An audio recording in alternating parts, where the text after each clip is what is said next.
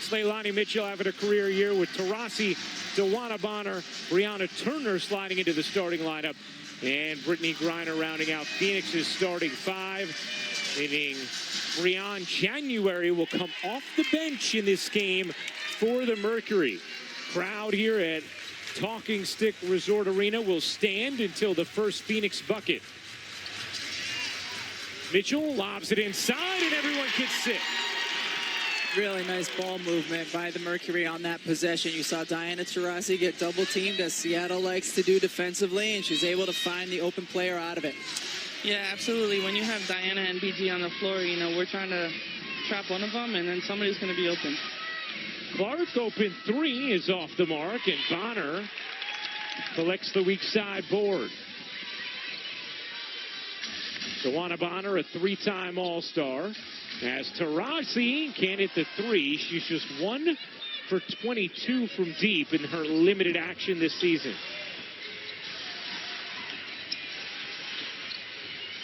In case you wanted, a marker of evidence that she has not gotten that shot back, all you need to do is look at those three-point shooting numbers. Talking with Sandy Brondello about it this morning, and she said it's just taking some time for Diana to get her legs back underneath her. Griner can't finish it. Nice defense there for Mercedes Russell. This game has serious stakes, as Kevin and Katie were talking about.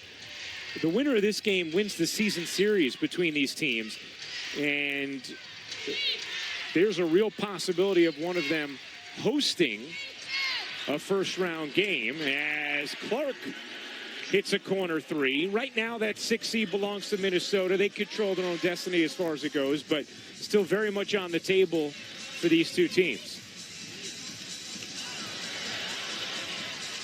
And remember, it is a single elimination first and second round. As Griner pivots away and leaves it short. Again, just a little bit of body there from Mercedes Russell. Well, I think Mercedes' size is something that Seattle, we didn't have as much last year, and her to be able to bang with BG is big, and even her extended arm is hard to shoot over. Right, that was the biggest question in the semifinal series, was who's the answer on the interior for Griner? Russell didn't get run really in that series, but obviously being relied upon in this one as Griner wins that battle. I love how aggressive Brittany Griner is being here on the offensive end of the floor. Yeah, they've gone to her 4 straight times. And it's Griner who has the first 4 points for Phoenix as Howard is tripped. Foul called against Brianna Turner. You're going to have to send different looks to Brittany Griner here. Seattle chooses to just defend her with Mercedes Russell. It's a tough shot, but she's going to finish that over most players. The numbers for Griner since returning from suspension are otherworldly. She has been playing perhaps the best basketball of her career as Howard cuts through the D and able to pop it in. Natasha Howard just continues to build year after year. A career season for Howard, who was an all-star this year and maybe the defensive player of the year. Griner on the offensive glass keeps it alive. Good look inside, and Turner finishes. Brianna Turner plays really well with Brittany Griner. She recognizes when the double team comes. She knows when to cut to the basket, and Griner looks for her. Howard ducking in and finessing it home. I mean, BG's starting off really aggressive, and so is Tosh. I mean, and that's what they're supposed to do, the people that your team is looking for. Taurasi short on a three. Taurasi took a while to get back from back surgery and then a subsequent hamstring injury as Clark misfires and Taurasi secures the rebound. Great no-look dime, and Turner puts it in. And if Diana Taurasi is on the floor, she does that better than any player in the WNBA. Even when her shot is not falling, that lead pass to her teammates that run out is as good as anybody in the league. Lloyd swiftly to the rim. And a nice pace to begin this game. A 9-8 Seattle lead. Good hands by Canada. Lloyd comes up with a steal, flicks it ahead, and Canada lays it in. Seattle very dangerous in transition. And Jordan Canada leading the league in steals, initiated the defense there. And now is called for the foul. Take a look at the passing of Diana Taurasi. The second she gets the basketball, she's not interested in just dribbling it up the floor. She's interested in advancing the ball, and she does that so well. Right on the money to Turner. Turner doesn't have to dribble, goes straight up with it. Now, Phoenix is going to get a free throw here because the foul by Canada was committed prior to the inbound, which means the Mercury can choose a shooter. In this case, Leilani Mitchell, and then retain possession. See Sandy Brondello. Her teams have won at least one round of the playoffs every single year she has been the head coach of the Phoenix Mercury. Playoff format changing a few years ago, so round 1 and round 2 are just a single game. Foul called inside against Seattle. But you know, what was interesting is you get the feeling that even though Sandy Brondello's team has had incredible playoff success recently, they want to see something these last 3 games. They're just not thinking, oh, we're going to be in the playoffs and turn it on. DeWanna Bonner told us these 3 games are very important for us to get our confidence right going into the playoffs. Yeah, their confidence and their chemistry. They have not looked great in the last few games since Diana Taurasi's return. Clark buries the triple. How about Alicia Clark? I mean, she's shooting well beyond 40% from 3, and I think, you know, there was a few things that she's really improved on from overseas, and that's one of them.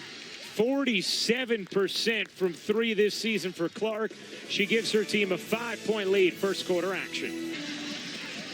It is Women of Inspiration night in Phoenix, and the Mercury teamed with artist Zoe Ruff to wear sneakers with different designs honoring women who inspire them.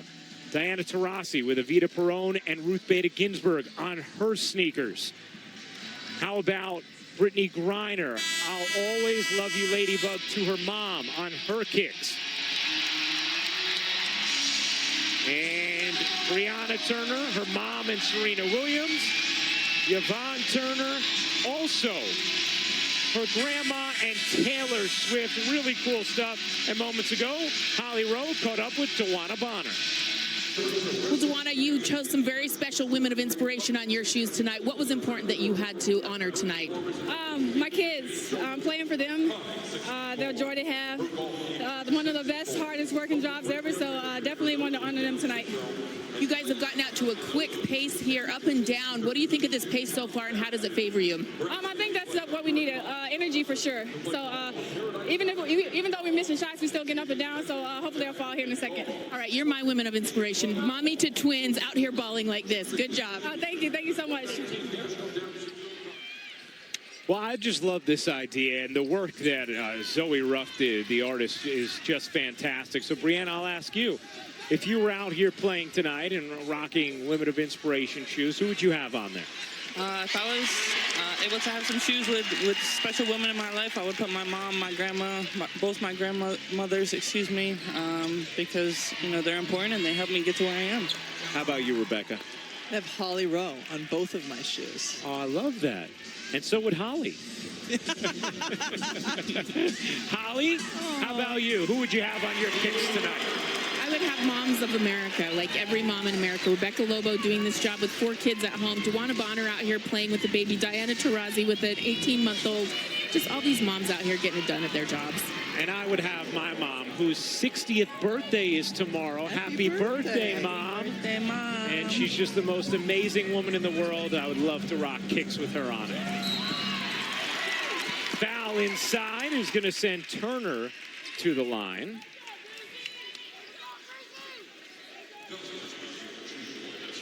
It's been some good basketball going back and forth by both of these teams. Yeah, I think that they just come out and everybody's being aggressive. You know, at the end of the year, you want to be in a good flow, especially when you go into single elimination. You can't have any kinks that you're trying to work out because it's only one game. You see Brianna Turner, the way she's turned it on after the All-Star break. Well, and we mentioned before, there are stakes here. There's a logjam right now, 6 through 8 in the playoff picture. The 6th seed gets a home game in the first round, which is a single elimination game. Phoenix and Seattle. Currently, Seattle is the 7, Phoenix is the 8. They both know they are going to the playoffs, but seeding's still a little up for grabs. And whoever wins this game wins the season series and thus has the tiebreaker between these two teams. If Phoenix loses to Seattle, they cannot top the Storm as Howard buries the 3. It would give Seattle a 2-game lead over Phoenix with 2 games to go, and then Seattle owning the tiebreaker.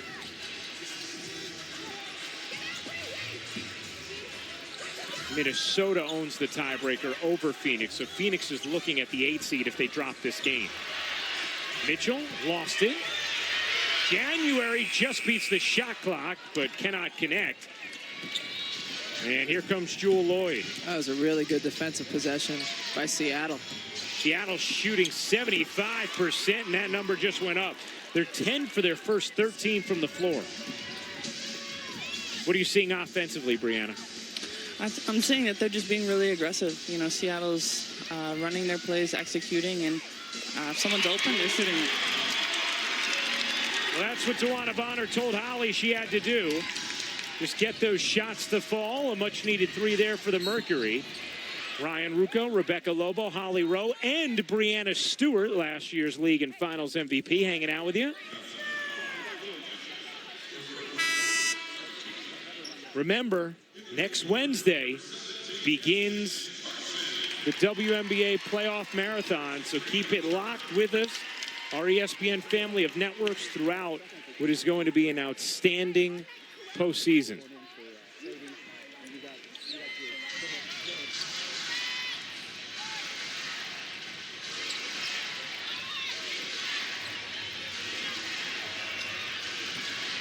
Russell bodies in, has the size, but can't finish.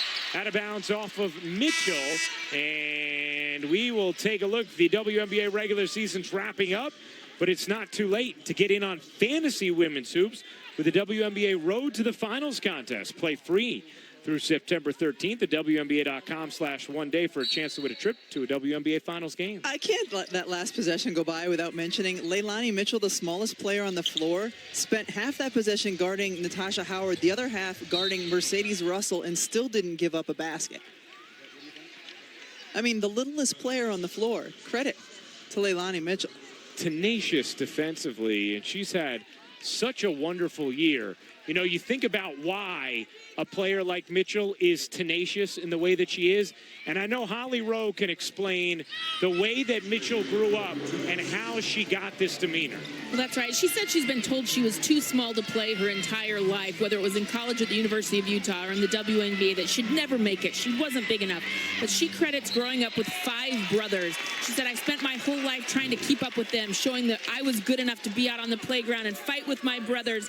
And I met one of her brothers at their last game, and he is so proud of her. She has shown everybody that she's big enough in all the ways that matter, and tough comes in every type of package. Just love what Leilani Mitchell brings to this game. So cool.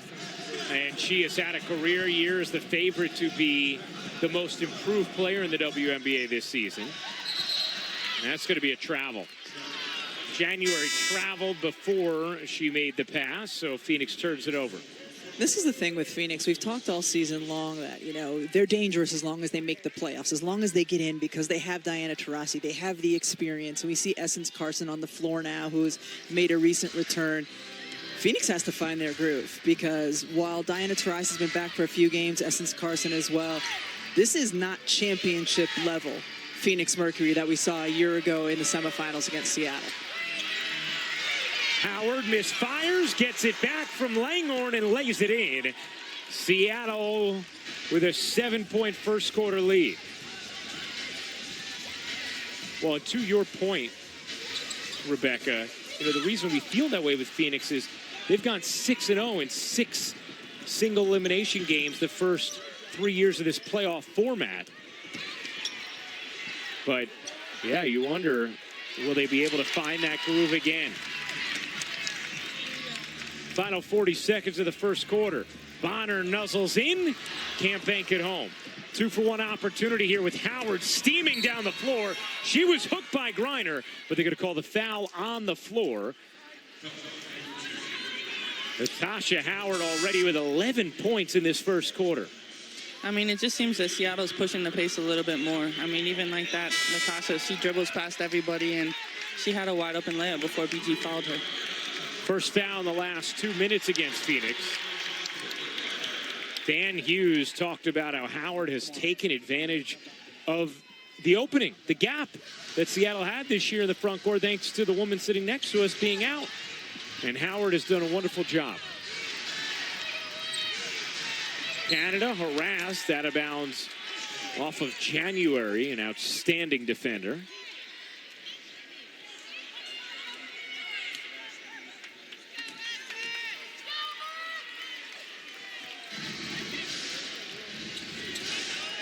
Canada, a long two, banks off. Nice box out there inside by Camille Little, and then it goes out of bounds off of Phoenix and right back to Seattle.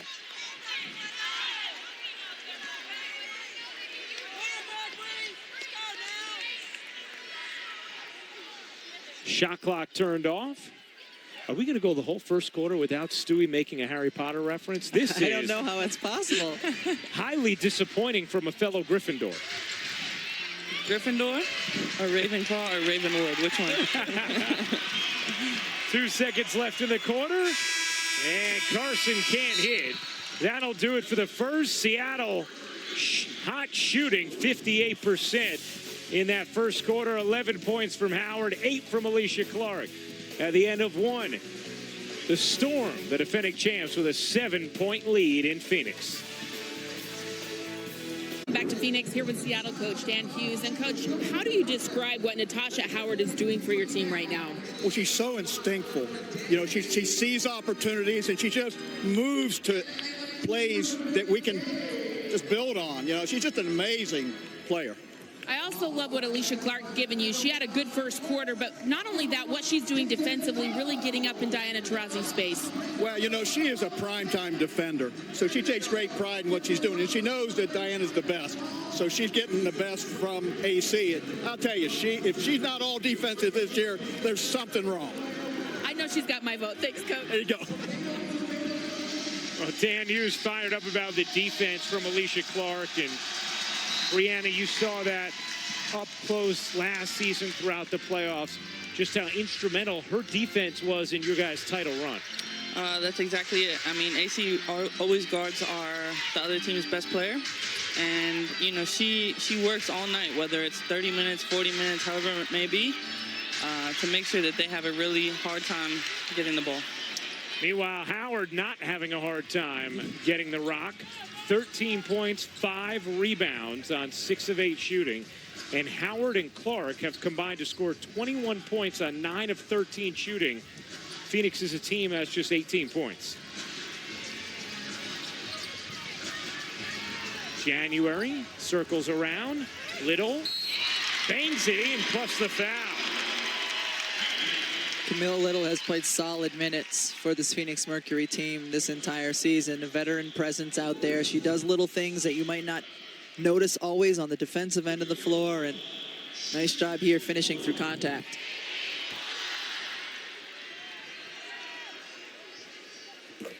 Little completes the three-point play. Javante Zealous nearly lost her footing. That's off of Whitcomb, and then she was able to keep it in the front court. Howard connects on a three with Bonner in her face.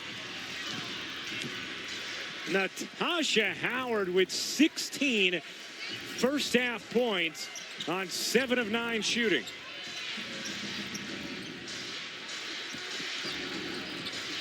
Oh, beautiful crossover, and January finishes on the reverse. Tell us a quick trigger and a bucket, and up and down they go. They do. I think you were supposed to say, they do. You're right.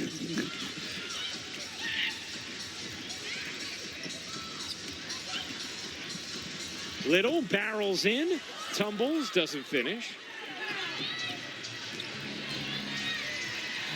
Mosqueda Lewis, dangerous. Not that time. Little flies in for the rebound, and Carson slow to get up. Here's Taurasi, yet to score in this game. She's 0 for 2 from 3 on about a 25-minute limit. As Howard got a pause on it, forced another turnover. But see, offensively, Phoenix, it's not been smooth. Far from smooth.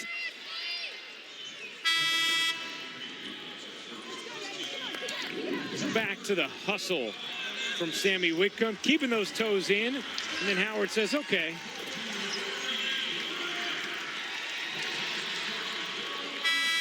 And then how about that crossover from January?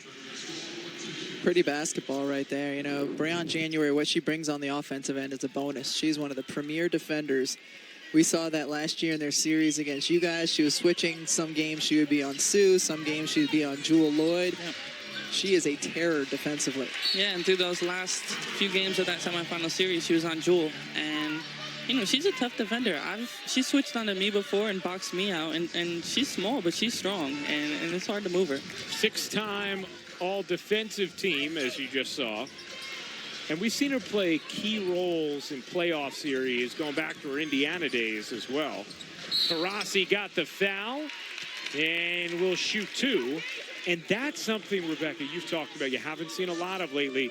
A good sign to see Taurasi put it on the floor and try and make something happen. Yeah, she's really struggled with her perimeter jump shot, and she's a player who can make a living getting to the free throw line, and she has not attacked the basket very much since her return from injury. Sania Brondello said she doesn't quite have the explosiveness back, so it's good to see her trying to, you know, take it into the paint and getting to the free throw line. You know, I actually had a long talk with Diana Taurasi at practice a couple of weeks ago, and we were talking about what we could do to cover the WNBA better. And she's like, I think one thing you guys could do is you're not critical enough of players when they really aren't playing well. So I'm just going to say it for her benefit, Diana, you're struggling a little bit, but we love you, and you're going to get back strong. And we know that you've been working your you-know-what off to be back. She's been in the gym. She's been shooting extra. She's been doing conditioning. It's just a matter of game conditioning and getting those legs back. But I just thought that was hilarious that she thought we weren't critical enough of female players, so I'm just putting that out there. Diana, we know you're going to do better. All right, fair enough. Was that strong enough? Yeah, we'll see how Diana, what she thinks after the game. Yeah, I'm sure you're going to hear that one, Holly. But it's true. I mean, Taurasi missed so much time and practice time as well, and the conditioning is just not there. But, you know, as Dan Hughes told us before the game, we're still defending her like she's prime Diana Taurasi. So, I mean, there's a healthy respect and almost an expectation that she is at some point just going to look like herself. Maybe it won't happen this year in the end, but I think we all just sort of have that feeling, Just we're wait. We're going to Just think wait. it's going to happen until it doesn't. We've all learned not to poke the bear through the years. Like, you don't want to make Diana mad. But I will say this, she has made some exceptional passes tonight. She does so many other things. Her court vision, her awareness, setting other people up and getting open looks for others, and just her ability to get everybody else involved is at a high level. You're a little worried about what you said before. You don't want her too mad at you. No, that's the truth, but I might be backpedaling. I tell you what, though, if I'm Stewie, who's sitting next to me, or Sue Bird watching the game at home, I'm excited about what I'm seeing from the other players on this Seattle team. As you see the different ways that each of them have improved. Right now, they have to feel pretty good about their 10-point lead.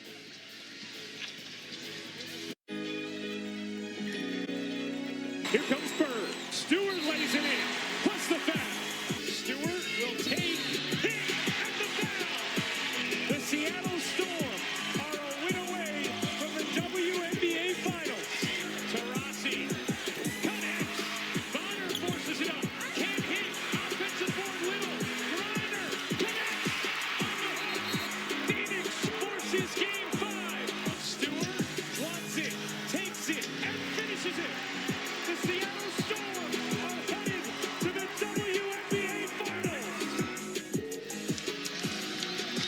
One of the greatest series this league has ever seen.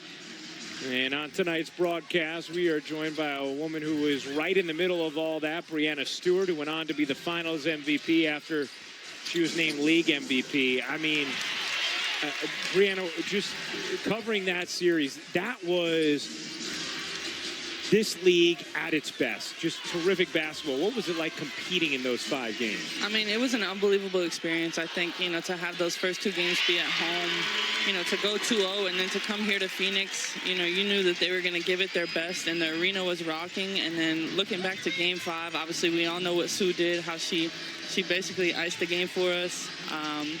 But it was just a great experience for this team and really helped us get a rhythm and be very confident going into the championship. And who knows if Sue would have been able to play like that in Game 5 if you hadn't broken her nose in Game 4. That's right. Threw her a little humming muffin. You see the numbers against Phoenix in the semifinals for Stewart. And then in the finals, upped it even more. 25.7 points, 51% shooting for Stewie in those playoffs as Zealous lays it in, plus the foul and a chance for a 3-point play. And we were talking about this before we went to break, but Stewie, what do you see as you're sitting here? And Mercedes Russell is a completely different player this year. The contributions that other people are making in terms of what this team can do with you and Sue back next year. It's really exciting, to see how this team has really stepped up individually and together collectively. And, just the fact that when I'm back, when Sue's back, how much fun we're going to have together and how much confidence the rest of the players are going to have, like Mercedes Russell, really building off of this year and taking that to year 3 overseas and back in the league. It's been impressive to see the way all these pieces have grown off of what was an incredible playoff run a season ago. Let's check in with Holly. Well, it was announced today by the Seattle Storm that Sue Bird will not return this season. She had thought she might be able to initially before that arthroscopic procedure, but it ended up being a little more complicated than they'd planned. Her rehab's taken a little longer. Dan Hughes told us, I see how hard she's working every single day with the physical therapist. She's working so hard to get back. I did check in with Sue. She texted that she plans to be 100% by October to prepare for that USA Women's Basketball Tour of the country in November. And she said she's back to shooting and really getting back into the gym. Well, we all look forward to seeing Sue back on the floor for Team USA and the Storm. And in the meantime, we look forward to her texts critiquing the broadcast or trying to give us fun words to get into the broadcast.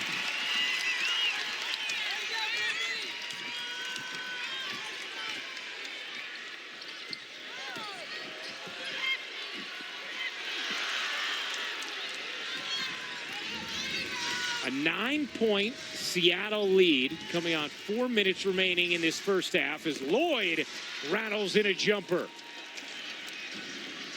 Jewel Lloyd has hit her first 3 shots tonight. An 11-point Seattle lead. Now, we were just talking about Sue's rehab. Breanna, you're going through your own rehab back from a torn Achilles, and you're making progress here on the anti-gravity treadmill, huh? Yeah, I'm making great progress. I've been able to shoot. I can't jump yet, which makes things a little more complicated, which is why I'm shooting one-legged threes, because I can't shoot two-legged threes and not jump. I thought it was just because 2-legged threes were too easy. I mean, I'm trying to get my James Harden also, but... You're 5 months into the rehab, I think? Yep, 5 months. How do you feel about where you're at? I feel really good. I think especially, being able to run and see myself be in the gym a little bit helps my confidence because, one of the biggest questions is, am I going to be able to be back to where I was and better? Yeah. And, to be in the gym, to see myself making shots, I'm like, okay, I still got it. Oh, that's good. And that's bad news for everyone who's not on the Storm. That's a deep one from Mitchell. Well, as much as we love having you here, we love watching you even more and can't wait to see you back out there. Yeah, I appreciate it. Howard, 16 points thus far in this first half. Nice look from Lloyd. How about Mercedes Russell? Another tough finish in traffic. Beautiful. Natasha Howard bounced out of the double team with the dribble, reversed the ball, and then Mercedes Russell dove down to the basket. We did not see that last year. Followed up by a pretty nice move by Brittany Griner. Griner now with 12 points, 4 rebounds, 3 assists.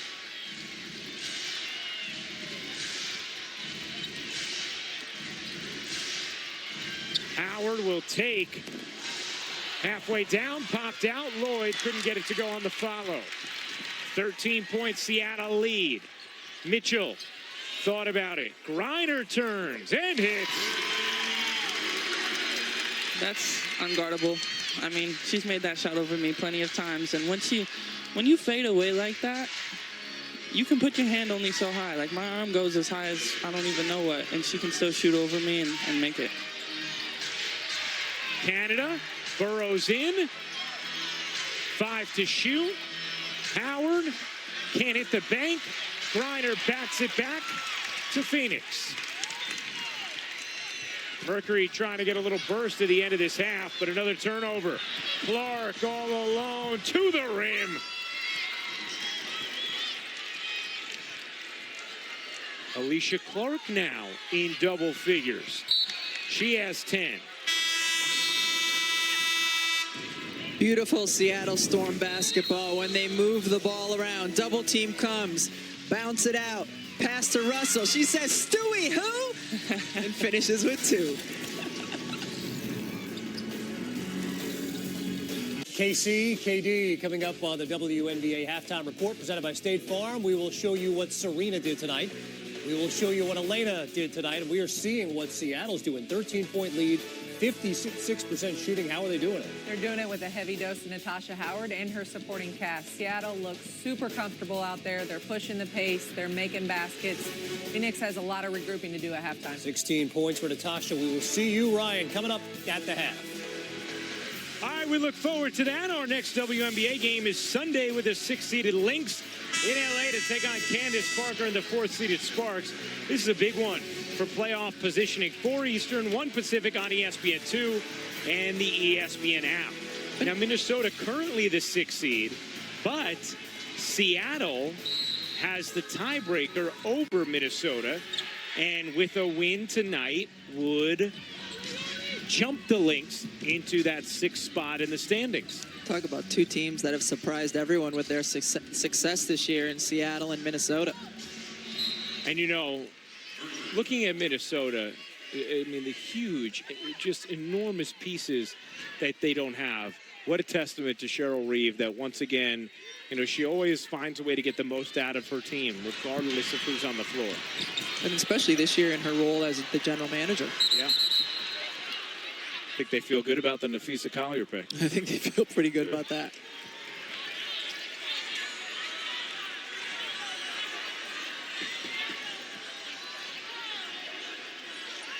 .107 to go second quarter.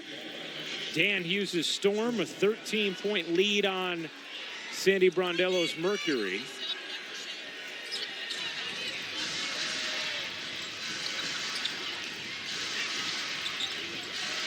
Lloyd has had a good bounce tonight. Howard stopped, dishes, plenty of time to operate, 10 to shoot. Canada misfires, Griner the rebound. And that's the next evolution of Jordan's game is, you know, really being able to expand her jump shot and be even more guardable beyond the three-point line. Let's take a listen into your head coach Dan Hughes wired for sound. That's a great job of reading. You had 2 spot-ups over here. You got right in the middle. Just exactly the kind of pace we want the whole game. All right? Let's stay at work. Stay at work. Here we go. Keep the game going like this. Just keep it going up. You got Griner in that situation, okay? Let's be good and rebound and push. Coming out of it, okay? Well, Brianna, you said this is the pace Seattle wants to play. Dan Hughes echoes that, and that's the pace that the Storm has played at this first half. Well, I think it's whether it's this year, last year, any of the previous years that I've been a part of with Seattle, our main thing is we're trying to push the pace because we know, we can outrun most teams and just hustle and make plays like Jordan just made right now. And she beats the buzzer, the steal and the lay, and Seattle's lead is 15 at the half, their largest of the game. The defending champs, without Brianna and without Sue Bird, still stepping up and putting on a beautiful performance in this first half. Natasha Howard all over it. She's with Holly. Natasha, you tied a career or a season high so far this season with points in the first half. Why have you been so effective in this pace? Just the way our guards are driving, and I'm getting this. Excuse me, I'm sorry. I'm just spacing out, making sure guarding to come outside the paint. Whoever's guarding me, I'm just giving a lot of space for our guards to drive. They're just kicking it to me when I'm open.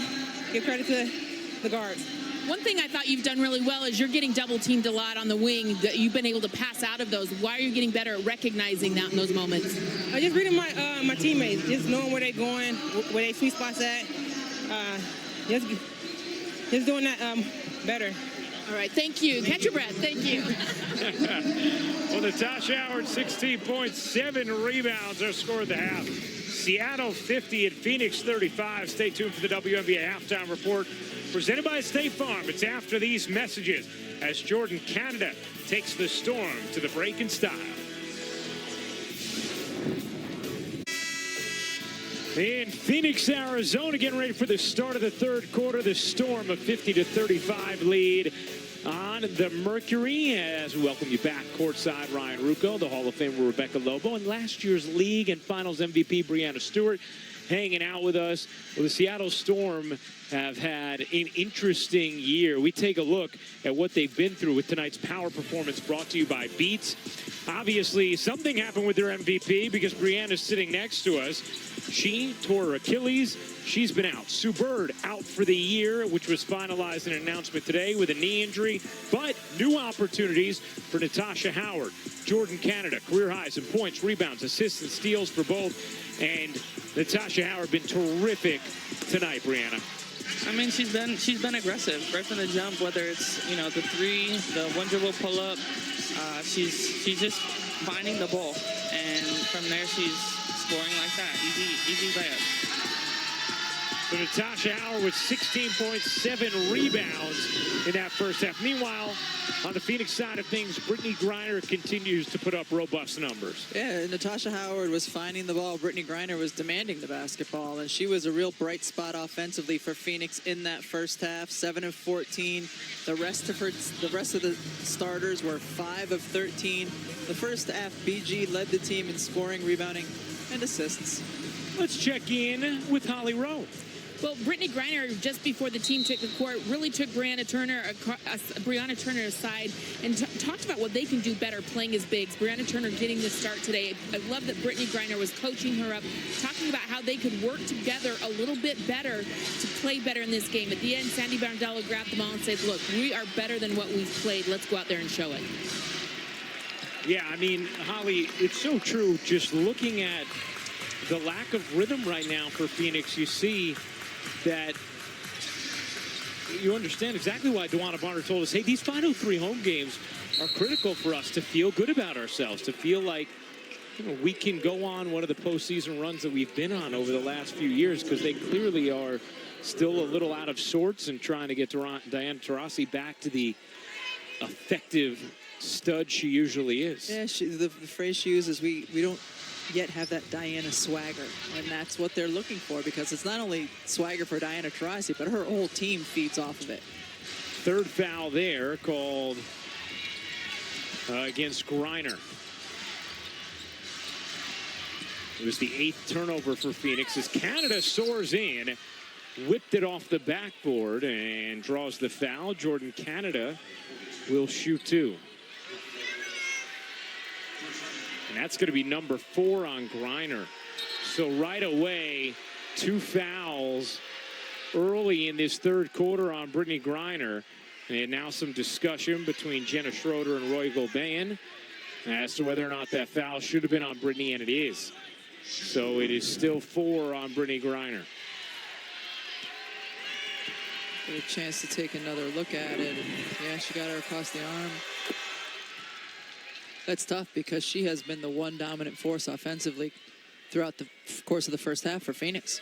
No, I wanted to ask you this, just leading up to the game, Rebecca. Are you surprised at all that even though, yes, Phoenix has not had Diana Taurasi, maybe the greatest player of all time, they've gotten career years or excellent seasons from Griner and Bonner, and yet have struggled as much as they have? I'm surprised that they have struggled as much as they have. Great pass from Brittany Griner to Brianna Turner. But at the same time, what do they have? The second most starting lineups this season of any team. There's been a lot of injuries. You've had the suspension after the fight with Dallas. There's been a lot going on with this Phoenix Mercury team. It's been hard for them to find that rhythm. Meanwhile, Seattle stays in rhythm. 8 points now for Canada. And a 17-point lead for the Storm. Taurasi tees it up and can't hit. Phoenix Mercury have missed 88 player games this season. Only the Minnesota Lynx have missed more. Griner passes out of the double.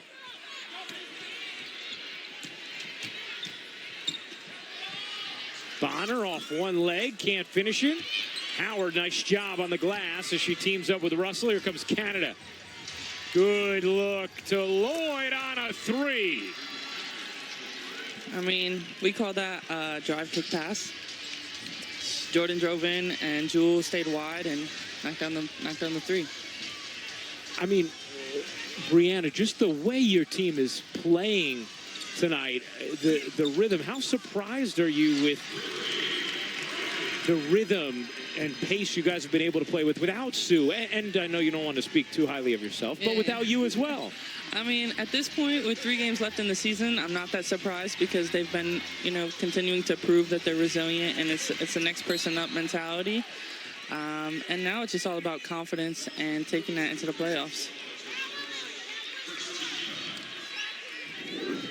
So, yeah, you see Jordan, she's obviously on the fast break. She draws 2 defenders. And Drew Lloyd has just enough space to knock down the 3. Lloyd has played a good game here tonight. 9 points, a season-high 5 assists, 4 of 6 shooting. She had struggled coming back from an ankle injury. So good to see her playing well tonight. And Taurasi again, a drive to the rim, that time finishing her first field goal of the night. Lloyd creates space and buries the jumper. 11 points for Jewel Lloyd.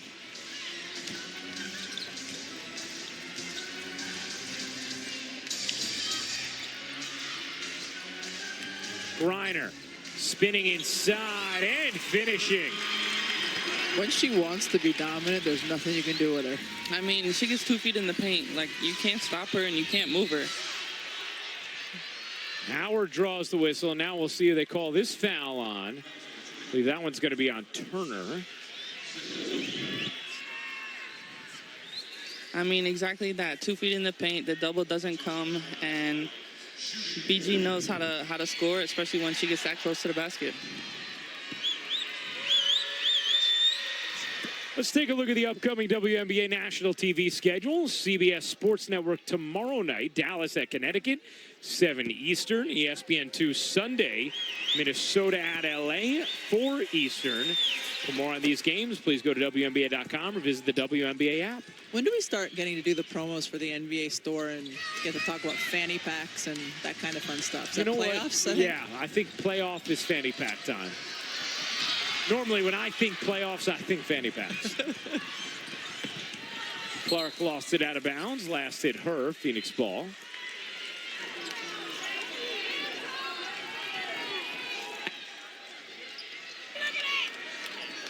Hey guys, I just wanted you to know that there are WNBA fanny packs. I saw one at All-Star Game. They exist. It is not a mythical creature like a Gryffindor, but there are fanny packs on WNBA.com. I'm very excited to report. Ooh, that's I actually have one. Do you really? That's because you're the ambassador. Of course you do. Are you jealous? I am. I can hit up my Connect. Probably get you one. We would greatly appreciate that. Meanwhile, Jewel Lloyd just got dinged up a little bit. And they're going to go and review what happened here. I couldn't tell if it was friendly fire there from one of her teammates or if perhaps Griner was involved. But that's why they're going to go to the monitor to review for a hostile act here as Lloyd appears okay and Griner explains herself. Now, these reviews seem like forever for us over here. What's it like for you guys in the huddles? Oh, wait, you see? It's just Taurasi. I think follow through from the past. Yeah, I don't think there's anything nefarious there. No. I mean, the reviews for us, Rebecca, what you're talking about, I mean, I think we should have like a 30-second time limit because after that... What more can they say, right? Right. How many times can you watch it and then we get bored and stops the game? Yeah. That doesn't look like anything to me, Rye. I mean, Diana's arm comes down, but that's just physics. Your arm's up and you're making a pass. Your arm's going to come down.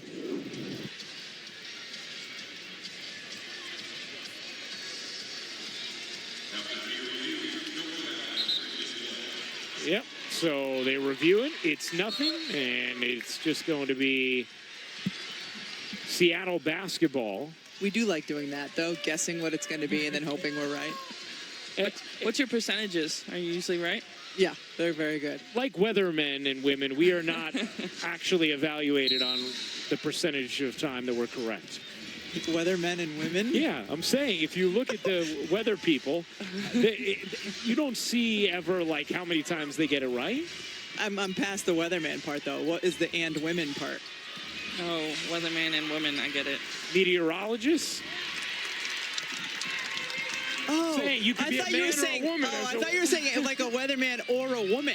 No. You're not judged on how often you're right. You weren't picking up what I was putting down, but I got you now. Okay, good. Just in time for the playoffs. Just in time for the timeout. Canada lays it in. The lead is 20 for Seattle. Rebecca's going to pull out the dictionary. We're going to have a little talk here. The playoffs start on Wednesday, but if they started today, this is how they would look. The Mercury would be the 8 seed. They take on the 5 seed Chicago in Chicago.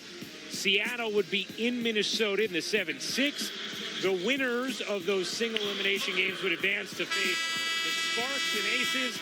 And then the winners of those single elimination games would go on to play Washington and Connecticut in a best-of-5 series.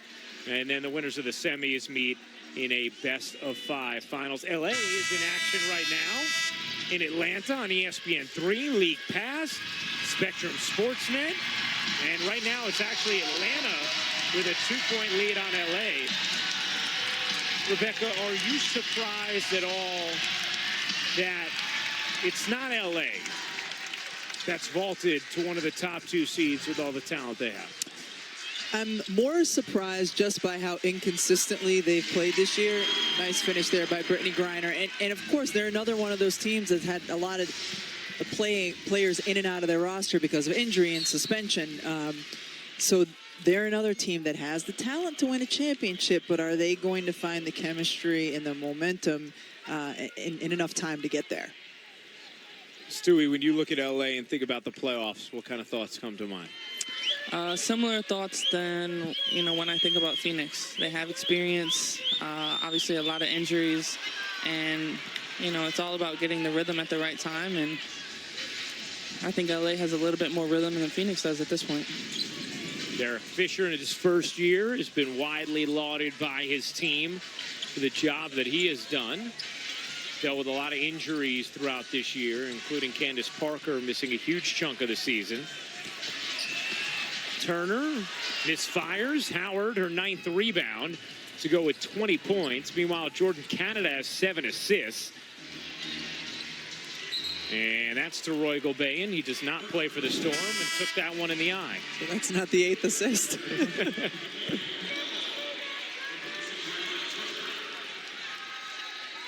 You could see a hint of disgust in Roy's face for a moment when he realized that it drilled him in the eye, and now shares a laugh with Dan Hughes. Dan's got a great sense of humor, doesn't he? He does. He's a jovial man. Is he a jovial man, Stewie? Yes. I'm not even sure what jovial means, but it sounds nice, so I'll say yes.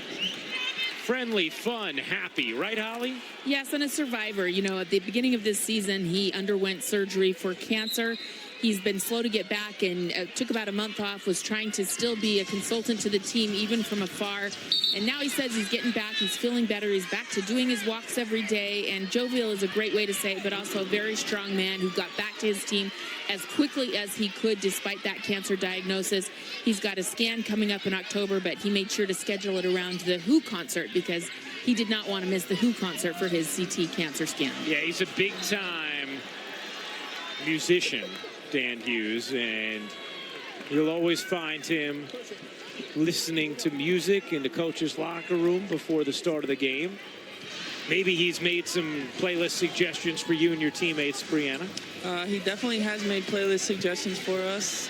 He gave me a record that I have in my house, but I do not have a record player. So it has yet to be used. But yeah, we sometimes we have music during practice, and our playlist and Dan's playlist are just a little bit different. What's the record that he gave you? I don't know. It's like, it has pink and blue on it. Well, that's helpful.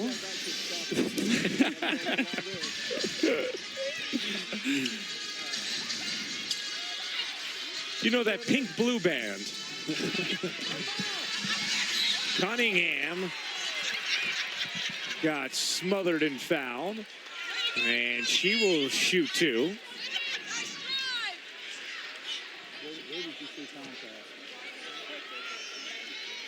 You played with that. Again, I must have better angles. 4 different members of the Storm are in double figures. Lloyd, Canada, Clark, and Howard. Only one member of the Mercury is Brittany Griner. She has 20. Thursday, the U.S. is back in action at the FIBA World Cup with their 3rd game of the first round. This one against Japan at 8:30 a.m. Eastern, only on ESPN Plus. To get ESPN Plus, go to ESPNplus.com or download the app so you can watch anywhere. They were in an incredibly tight game with Turkey. Ridiculously dramatic finish with Turkey missing critical free throws. Howard, a little strong. Boy, doesn't it though? I mean, on every single one of Natasha's threes, it just feels like it's going in. I mean, they look right on line. And I think she's shooting the ball with confidence. And, you know, if you look back to last year, she shot the ball well, but she didn't shoot it often. And now she's just being more aggressive and taking on that bigger role. She's only shooting 30% from 3, but you could just see the confidence and comfort in that stroke. Like Stewie's talking about. Speaking of, there's Alicia Clark. She's first in the WNBA in three-point percentage. 47% entering this game, and now 3 of 5 tonight.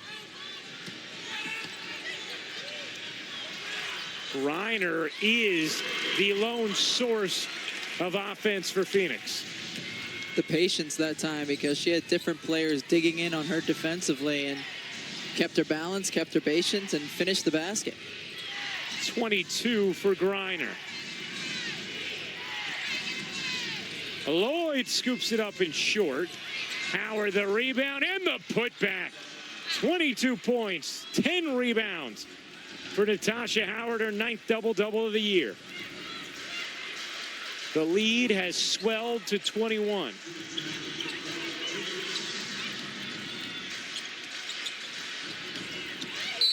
Turner jittered through traffic and got the foul.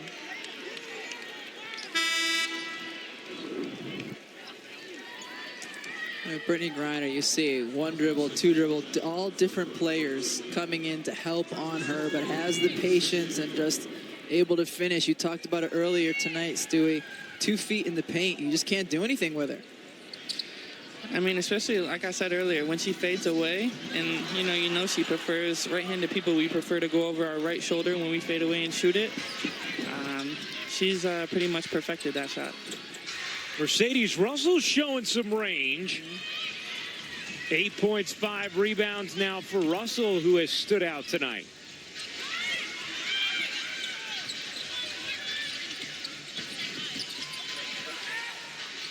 Cunningham able to shovel that in.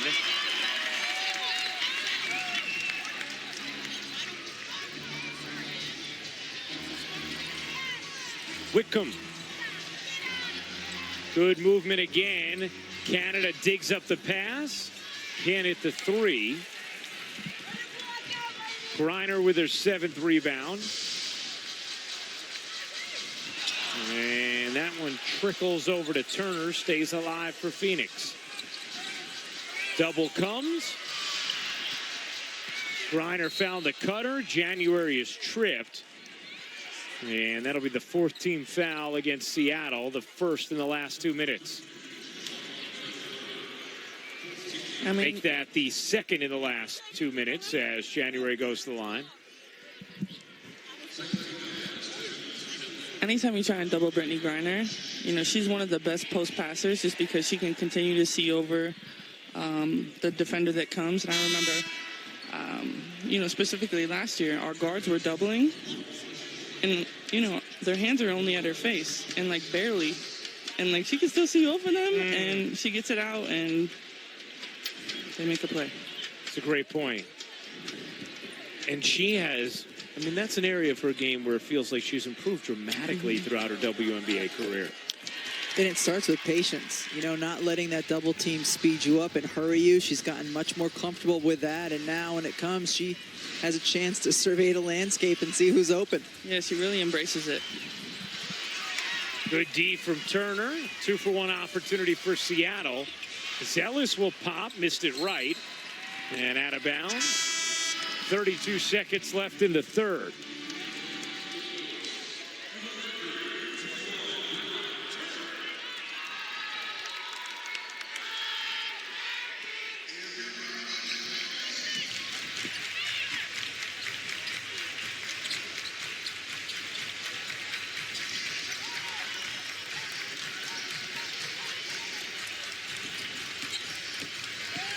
Little barrels in, nearly traveled.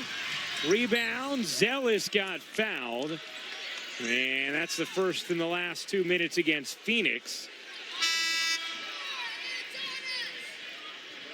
As Seattle will have the final shot here, and Courtney Paris going to check in for Mercedes Russell. What are they running, Stu? With Sammy and Kalina in the game, they're going to run floppy just to get them both moving, 2 shooters. But, I haven't been around that much, and I don't know the playbook. Or let Lang bring it up. Yeah, Lang go ISO. They call her ISO Lang. Normal high ball screen. Whitcomb can't quite finish. Had the look. Couldn't finish it, but what a quarter for Seattle. Their lead is 20 after 3. The defending champs firing on all cylinders tonight.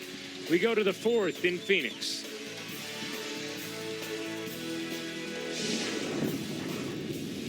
ESPN's coverage of the WNBA is brought to you by Tecate. Enjoy responsibly. And Geico. 15 minutes could save you 15% or more on car insurance.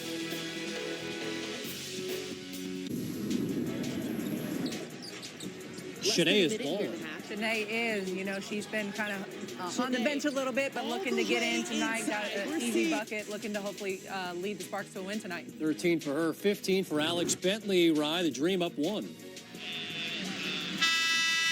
All right, guys, we'll keep an eye on that contest and look at Rebecca and Brianna Stewart's WNBA award projections for this season. Hey, you guys are on the same page here. Very much on the same page. And I think the one that we really need to elaborate on a little bit is the Rookie of the Year.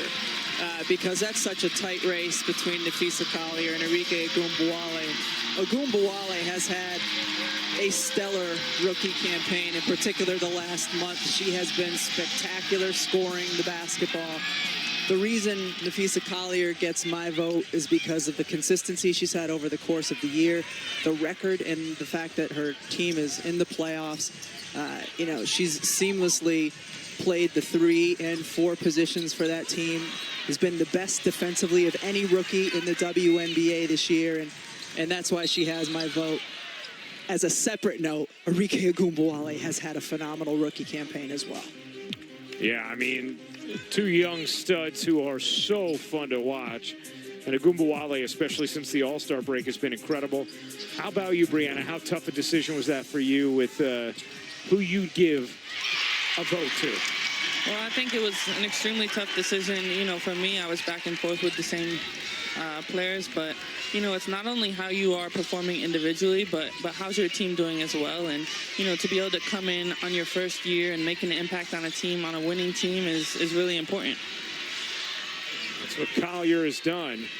Meanwhile, I mean, you have to hand it to the crowd here in Phoenix. They're always outstanding. The way they exploded on that Breon January 3, you would have thought it tied the game. Took it from 20 to 17. But this is a very dedicated, engaged crowd, always the X factor in Phoenix. As Paris maybe got it off in time, they will review that. To the naked eye, it looked like it could have been late. For now, it counts, and it's a 19-point Seattle lead. Turner squeezes it in. She just seems to be, you know, right place, right time. And, you know, especially as a rookie, if you're just around the basket, you run the floor, you have vets on your team, they're going to find you. And otherwise, you get an offensive rebound, and you can just go right back up with it. Just stay active, right? Yeah, especially for big players. If you stay active, good things happen. Well, that is a tremendous catch by Cunningham, but then she's out of bounds. She wanted to push, but Phoenix turns it over. Breon January coming over for an explanation.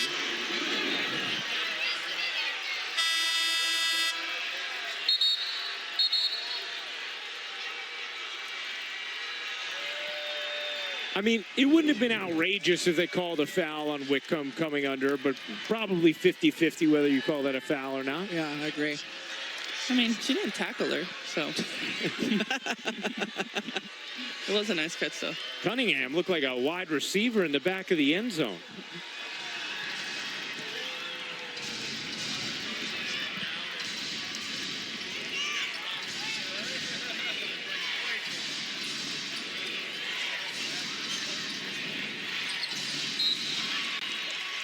Seattle has dominated this game. There were 7 lead changes in the first 4 minutes and 20 seconds, and there have been none since. Phoenix last lead came with 5:58 to go in the first quarter. Sketta Lewis finds Langhorne, couldn't smush it in.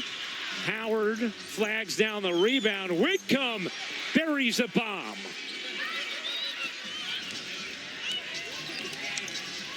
Seattle now 8 of 22 from 3 tonight, compared to Phoenix's 2 for 12.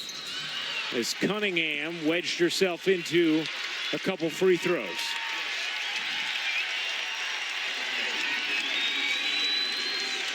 And you wonder when watching Phoenix, because we've talked about it this year, all they have to do is make it into the playoffs. Well, they beat Atlanta a couple games ago. You wonder if they've kind of exhaled a little bit, because they go to Chicago, and Chicago put it on them pretty good.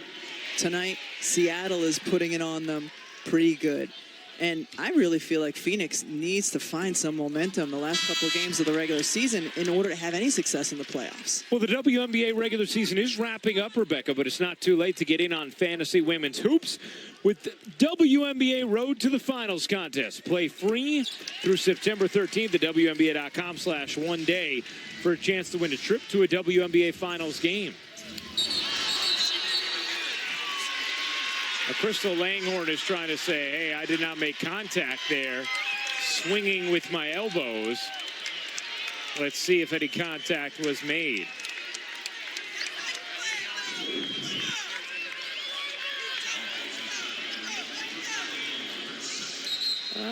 couldn't tell from that angle. No. Oh, no. Oh, no. Oh, that was nice. Unless there was a go-go gadget pole that came out of the elbow that we didn't see. But they called the foul, so they can't take it away. Right. They can review, right, to see if it should be upgraded, but they can't take away the common foul. Now, did they call a foul, or did they just No, they called decide to review for hostile act? They called a foul. Well, I mean, that's an acting job. That's pretty good, though. That's stuntman worthy right there. I don't even want to say it's an acting job. I think she was just trying to avoid the elbow. Yeah. I mean, when she goes back like that, though. You think she's selling it? Yeah, I mean, she didn't get hit. So where's she going?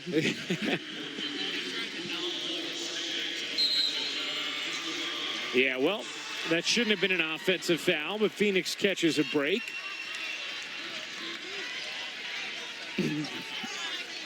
Good reflexes, though.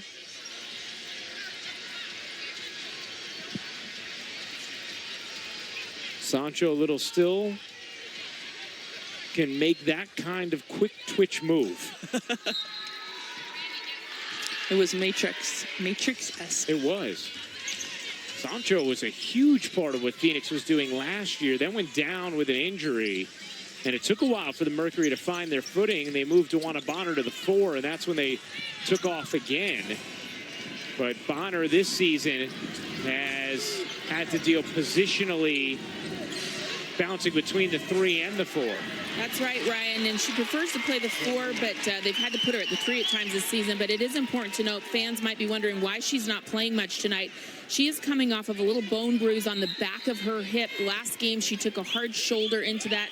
As you know, very slender young lady, doesn't have a lot of padding in that back area. So she has been sore today. She did limited motion in shoot-around, and she has not played much tonight, only contributing 7 points. She's their second leading scorer, and I think that's been a big factor tonight in this lopsided game. Yeah, just 21 minutes for Duana Bonner, who is first in the league in minutes. So that is a severe reduction from what she's used to. But, you know, as you talked about, Rebecca, maybe a little bit of a taking the foot off the gas as well for Phoenix, knowing they're in the playoffs. And, you know, their chances to hop up and have a home game in the first round are very slim at this point. Yeah, and I don't think Sandy Brondello is intentionally taking the foot off the gas, but she saw the hand that was dealt to her today at the end of the third quarter, and I'd be surprised to see Bonner or Taurasi back in, or Brittany Griner for that matter. After a conference, it is a turnover for Seattle. You see Diana Taurasi, just 1 of 4 from the floor in 18 minutes. She truly is the key. She's the key to their success in the playoffs. She's got to find her rhythm from the perimeter, make some of those shots, and just bring that swagger and belief to her team.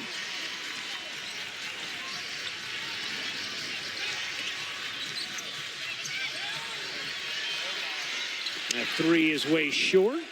Secured by Whitcomb. A 19-point Seattle lead. They've been terrific tonight. Looking to secure the season series with Phoenix. Clark banks it in. 15 points for Alicia Clark.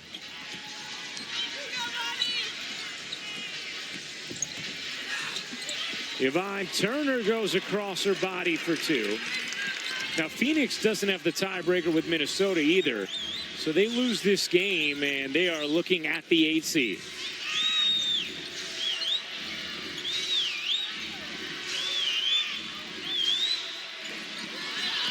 Whitcomb hits the 3, and it's a 22-point cushion. Slinging Sammy. So what house in Harry Potter would Sammy belong to? I don't know. I think Sammy's a little bit of a Hufflepuff. Ooh. Essence Carson connects on a 3. Her first bucket of the night, just the 3rd 3 hit by the Mercury.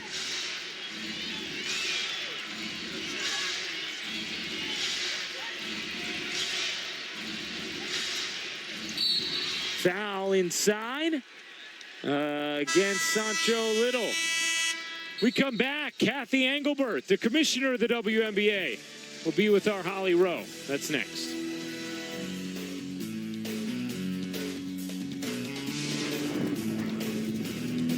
ESPN's coverage of the WNBA is brought to you by AT&T. More for your thing, that's our thing. And Taco Bell's Nacho Fries. Telecast of WNBA Enterprises may not be retransmitted, reproduced, rebroadcast, or otherwise used in any form without the express written consent of WNBA Enterprises. Courtney Paris's bucket earlier in the quarter was just reviewed and deemed after the shot clock. So the score now, Seattle 80 and Phoenix 63. 5 minutes to go in the fourth quarter. And the new impressive commissioner of the WNBA is Kathy Engelbert, and she is with our Holly Rowe. That's right, Ryan. She is impressive. And tonight, Kathy Engelbert is a woman of inspiration honored here by the Phoenix Mercury at halftime. What did that mean to you?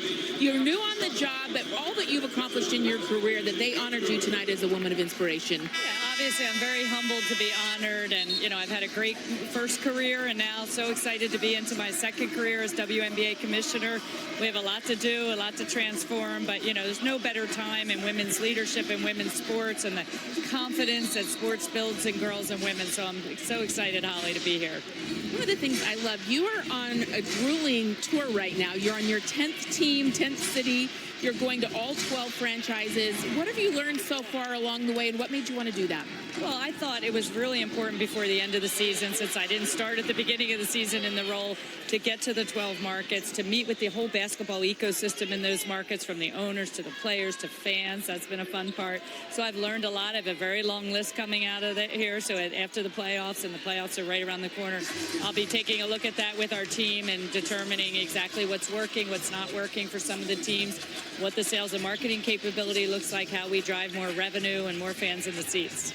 I love what you're doing, too, with the teams, is you're actually coming in and talking to the players. You want to get that connection, get rid of the middleman or what have you, and really get their opinions. What are you hearing so far? Well, so important. As a former player myself, not at a professional level, but there was no WNBA back in the 80s, but certainly as a former player, I want to hear, what are the pain points for the players? What are they thinking? How do they think about the league? How can we up their brand? And so much of this is going to be about driving their brand to a higher level, getting them the recognition they deserve. I mean, this play on the court is so elite and so great that, you know, these players, we need to match the coverage of them and the year-round conversation and the coolness factor for these players. All right, the coolness factor is about to really get up because the WNBA playoffs are here. It's a new format. What do you think of this format that's kind of one and done for some of the early rounds and then really great series in the longer stretch? Well, I think it's exciting, this one and done. You know, other sports have it for, you know, wild card type situations, and we obviously with only 12 teams and a playoff, you know, format that I think is going to be exciting this year. And that's why you see the intensity at this end of the season really ratchet it up, as you can hear in the background, because not only every game counts, every quarter counts, and every play counts, because they're all fighting to get that home court advantage for that single elimination game. Thank you so much. We appreciate it. Holly, really appreciate it. All right, thank you to Holly and to Commissioner Engelbert. Meanwhile, Phoenix has mounted a little run here, and they got 2 free throws coming. Suddenly, what was a 23-point Seattle lead is down to 12 with 2:44 to go in the fourth. Men's basketball podcast Around the Rim with LaChina Robinson. New episodes weekly on the ESPN app or Apple Podcast. In Phoenix, the Seattle Storm have been in complete control. An 80-68 lead, though, now with 2:44 to go and a couple of free throws coming for the Mercury. Phoenix on an 8-0 run, their longest run of the night. Really nice energy provided here, in particular in the fourth quarter, by players off the bench. Turner misses the free throw.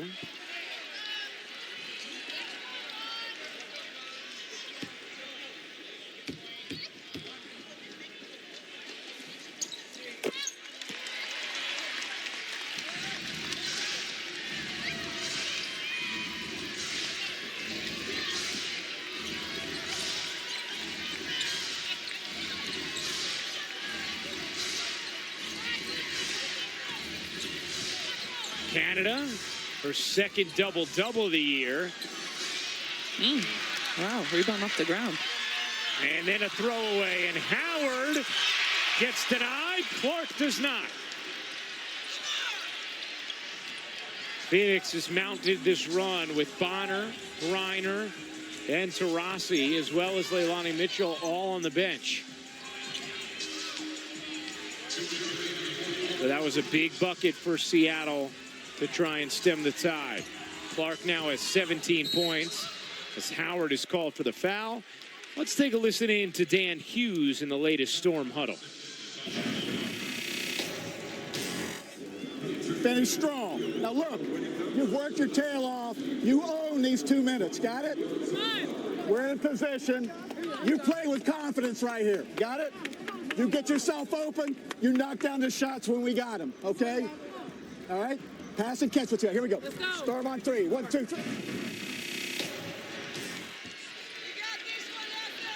The Storm trying to own these final 2 minutes. He said knock down the shots and you've got him. Last possession, Alicia Clark, offensive rebound and poke back. I remember a couple of years ago thinking, you know, for Seattle to be really good, they need to upgrade their 3 position. Well, instead, Alicia Clark just upgraded her game. She has gotten a lot better over the course of the last 2 years. And I think it's just noticeable in all aspects. Obviously, she's shooting the ball really well this year, but you know, just the way that she reads the ball screen, she finds herself all over the floor and then continuing to gain that leadership. And, you know, what you don't see right now is the fact that, you know, she's always working hard in practice. And the way she's playing defense in this game is the exact same way she plays defense in practice. Not a wise foul from Jordan Canada. Got a little overzealous defensively. Let's take a look at the upcoming WNBA national TV schedule. CBS Sports Network tomorrow night, Dallas at Connecticut. ESPN2 Sunday, Minnesota at LA on the final day of the regular season. For more on these games, go to WNBA.com or visit the WNBA app. We'll be back in 30 seconds. 1:28 to go on the game clock. 15-point game, 1:28 to go on the fourth. Let's check in with Holly Rowe. Well, guys, you're talking about Alicia Clark and how hard she works at practice, what she puts into her game and developing her game, but she does that same kind of thing off the court. This is her day off in Seattle. First, she records a PSA for the Seattle Children's Hospital where she has a yearly toy drive and does a ton of volunteer work. Then she throws out the first pitch at the Mariners game, and hopefully she did a good job there. We didn't get to see the video, but I'm sure she was spot on. Then she still had other things to do. She took the team to a cooking class. She herself is one of the best cooks I've ever seen. She cooked a homemade teriyaki ginger salmon for me that I haven't stopped craving since. Both of her parents were chefs, and she has taken that passion and love to her teammates. And just the busy all-around day that Alicia Clark is doing to be a great player, great teammate, great in the community. I just love what this woman puts into life. Pretty awesome breakdown of exactly what Alicia Clark contributes off the floor as well as on. Most importantly, the cuisine that Holly craves.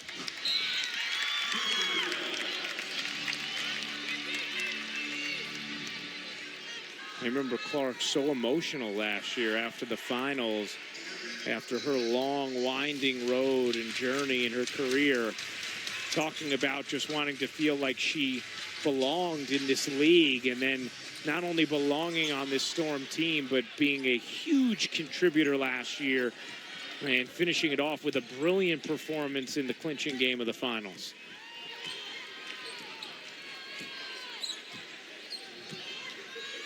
Final 40 seconds. It's all cosmetic at this point as Canada can't finish the layup. Jordan Canada did a nice job backing up her career-high 21 points last time out Sunday against Atlanta with her second career double-double today.